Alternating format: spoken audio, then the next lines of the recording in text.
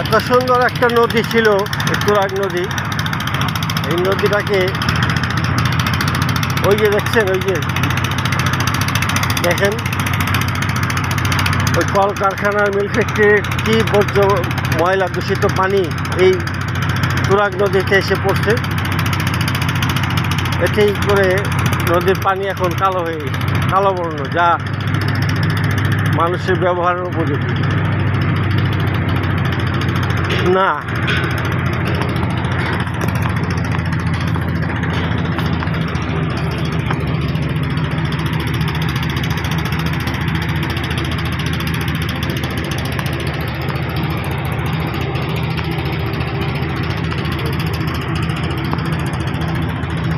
এখানে ঘুরতে আসবেন সবাই, বেড়ানোর মতোই জায়গা। বিকেলে মানুষ এখানে ঘুরতে আসে, বেড়াতে আসে।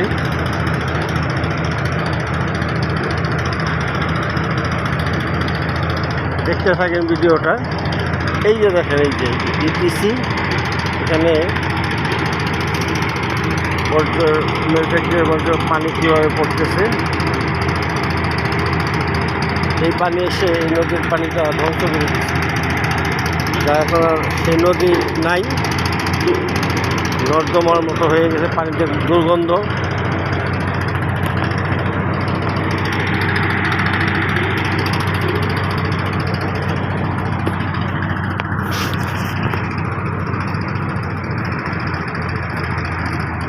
কত সুন্দর পরিবেশ, সবুজায়ন, কি সুন্দর লাগে দৃশ্য।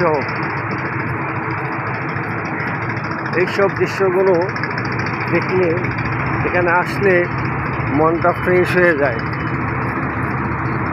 আসবেন সবাই বেড়াতে এখানে। এই তো টঙ্গীর থেকে একটু পড়বে, টঙ্গীর থেকে যদি হেঁটে আসেন 20 মিনিট লাগবে। টঙ্গী ব্রিজের কাছ দিয়ে আসা যায়, 20 মিনিট লাগবে হাইটে আসতে। আসবেন। এই ভিডিওটা এখানে শেষ।